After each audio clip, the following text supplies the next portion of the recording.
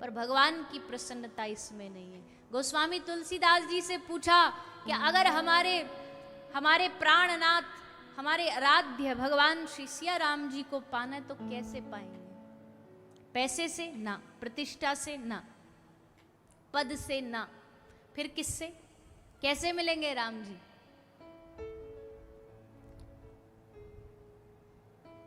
राम ही केवल प्रेम प्यारा, राम ही केवल प्रेम प्यारा, जान लेहु सो जान निहारा, जान लेहु सो जान निहारा। भैया जिसको जानना डंके की चोट पर, गोस्वामी जी बता रहे हैं, राम जी को रिझाना है, राम जी को प्रसन्न करना है, तो बस एक काम करो, प्रेम करो। प्रेम और भक्ति एक ही है, इनमें कोई भेद नहीं है। भक्ति बढ़ते बढ़ते बढ़ते बढ़ते, जैसे अब दूध है, दूध को आप औटाते जाओ, औटाते जाओ, पकाते जाओ, पकाते जाओ, पकाते जाओ, पकाते जाओ, तो जो लास्ट में बचेगा ना, जो वो उसका जो सार तत्व है, वही प्रेम है। भक्ति गाड़ी गाड़ी गाड़ी गाड़ी होते होते जब अंत में जो बचती है ना, वो प्रेम का रूप ले लेती है।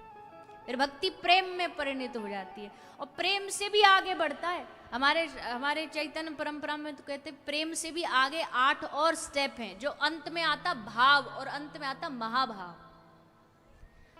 तो गाढ़ा जब भक्ति हो जाएगी वही प्रेम बन जाएगा। इसलिए राम ही केवल प्रेम प्यारा, भजन बिना नहीं, भक्ति बिना नहीं मिलने वाले भगवान। श्री भक्ति के सम्राट, भक्ति के सिरमौर, भक्ति के मुकुटमणि भगवान श्री महादेव से पूछा, आपकी दृष्टि में भगवान कैसे मिलेंगे और किस चीज से मिलेंगे? तो उन्होंने भी माता पार्वती को क्या कहा? उमा कहूँ मैं अनुभव अपना,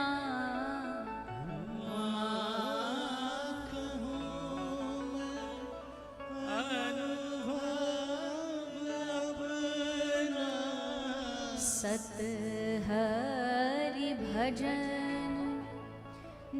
सत हरि भजन जगत सब सपना, सत हरि भजन। उमा महादेव जी अपनी अर्धांगिनी मैया को कह रहे हैं, देवी संसार में राम भजन बिना सब सपना है, सब स्वप्न है, सब नीरस है। भजन होगा तो जीवन में रसता आएगी, भजन होगा तो जीवन में शुद्धता आएगी, नहीं तो बिना भजन वालों को हमेशा हमेशा नीरसता में ही देखा गया है।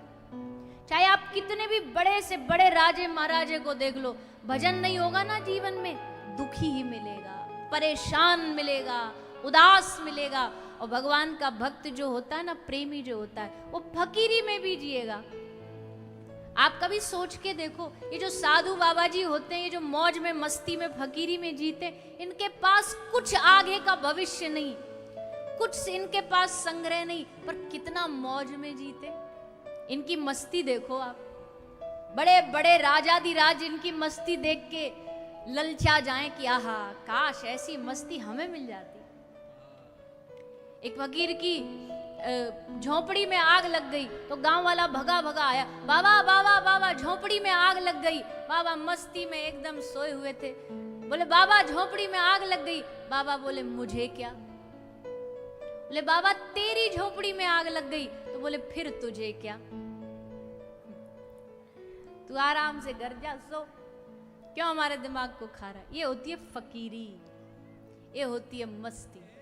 बड़े बड़े फकीरों को, साधुजनों को ये प्राप्त होती है, राजाओं को नहीं। एक फकीर कहीं जा रहे, रास्ते में किसी ने उनको दक्षिणा में एक चांदी का सिक्का दिया, तो महात्मा जी ने कहा भैया हम तो लेते नहीं है कुछ भी, हमें चाहिए नहीं। बोले महाराज जी कोई, अच्छा ठीक है आप मत लो, आपको कोई ऐसे राह चलता कोई गरीब मिल जाए उससे दे देना, कोई भिखारी मिल जाए उससे दे देना।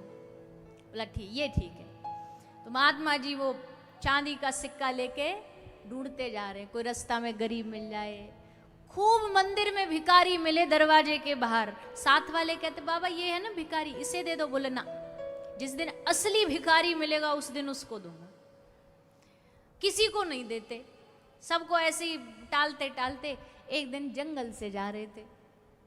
जैसे जंगल से जा रहे थे, रास्ते में राजा की सवारी दौड़ती हुई आ रही थी, हाथी घोड़ा, हटो हटो हटो राजा जी आ रहे हैं, राजा जी आ रहे हैं। सबको हटा दिया गया, महाराज जी को भी धक्का दिया, हटो हटो हटो राजा जी पधार रहे हैं। तो साधु ने पूछा कौन राजा, कहाँ राजा, और ये राजा भाग के जा कहाँ रहा है। तो सैनिकों ने बताया ये फलाने देश के राजा हैं, फलाने दूसरे देश के राजा पर आक्रमण करने जा रहे हैं। उसने पूछा काहे को आक्रमण करने जा रहे हैं। बोले आक्रमण करके सामने वाले राजा को हरा के उसका राज्य अपने राज्य में शामिल कर लेंगे। साधु ने पूछा इनके पास राज्य की कमी है क्या। बोले ना, बहुत है, पर अच्छा है ना, जितने राजाओं को हराएंगे उतना राज्य बढ़ेगा। जैसे फकीर ने सुना, साधु ने सुना, हंसते हुए बोले मिल गया मिल गया मिल गया, जिसकी हमें खोज थी वो मिल गया। और जाकर के राजा के रथ के पास, राजा के पास जाके कहा राजा को हाथ आगे कर।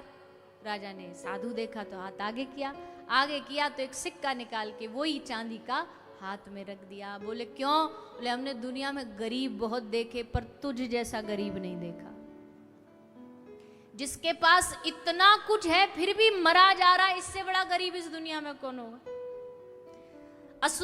असंतुष्टि ही दुनिया की सबसे बड़ी गरीबी है, और संतोष ही इस दुनिया का सबसे बड़ा धन है। सीधी सी बात है। तो हमने गरीब बहुत देखे पर तेरे जैसा नहीं देखा। ले आज ये साधु तुझ गरीब को एक चांदी का सिक्का दान करता है। राजा का सर नीचे हो गया। ये होती है फकीरी, एक साधु की मौज। राजा के सामने भी जब चलेगा तो सर उठा करके चलेगा। इसलिए भैया ये मौज कहां से आई उनके जीवन में। ये मौज देती है भक्ति, ये अमीरी उनके जीवन में देता है भगवान का भजन। इसलिए भक्त भक्ति भगवंत गुरु, बिना भक्ति के ना तो तुम्हारा ये लोक पवित्र होगा और ना परलोक पवित्र होगा। और भक्ति जीवन में आ गई तो फिर शास्त्र कहते हैं, हमारा सिद्धांत कहता है भक्ति जीवन में आ गई तो तुम्हें भगवान के पीछे नहीं भागना पड़ेगा, भगवान तुम्हारे पीछे पीछे दौड़ेंगे। भक्ति बहुत कुछ बदल देती है जीवन में, बहुत कुछ।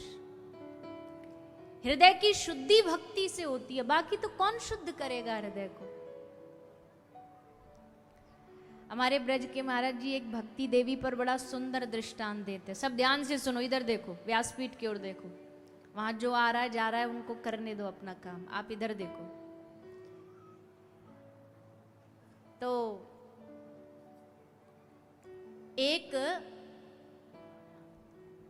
गांव में एक सेठ जी रहते थे। तो सेठ जी ने एक 4 मंजिल का बंगला बनाया, कोठी बनाई। अब भैया आजकल जमाना ऐसा है कि घर तो सबके बड़े बड़े पर घर में रहने वाले नहीं है। एक आध हम दो हमारे दो, अब वो हमारे दो भी आजकल घर में तो पढ़ते नहीं, उनको पढ़ने के लिए बाहर भेज दिया जाता है। तो बेटा बाहर विदेश पढ़ने चला गया, बेटी का ब्याह हो गया, रह गए सेठ सेठानी अकेले 4 मंजिल का घर। क्या करें। तो किसी ने सुझाव दिया सेठ जी किराए पे चढ़ा दो। बोले हाँ ये सही है। तो सेठ जी ने एक इश्तिहार एडवर्टाइज दिया न्यूज़पेपर में, अखबार में, कि फलाना फलाना घर किराए पर उपलब्ध है। और उसमें नीचे लिखा कि जो भी इस घर को किराए पे लेना चाहिए भाई सज्जन व्यक्ति हो, कोई भी खान पान नशा ये सब नहीं चलेगा। तो एक 4-5 कोई कॉलेज के लड़के आ गए, बोले सेठ जी हमको ये मकान दे दो। सेठ जी ने कहा दे तो देंगे पर कोई अवगुण तो नहीं है। बोले ना हम कुछ नहीं करते महाराज, हम तो बड़े शुद्ध सात्विक बालक हैं, हम तो बस अपना पढ़ाई करेंगे शांति से रहेंगे। सेठ जी ने दे दिया महाराज। अब धीरे धीरे उन बालकों ने अपना रंग दिखाना चालू किया। अब तो वहां पर शराब लाने लगे, लड़कियों को लाने लगे, गलत काम करने लगे, नशाबाजी होने लगी। सेठ जी बड़े परेशान। सेठ जी ने कहा घर खाली करो हमारा, हमने पहले ही कहा था। पर भैया लड़के ने थोड़े से, अब 4-5 लड़के, सेठ जी अकेले, लड़के ने थोड़े दबंग थे। अब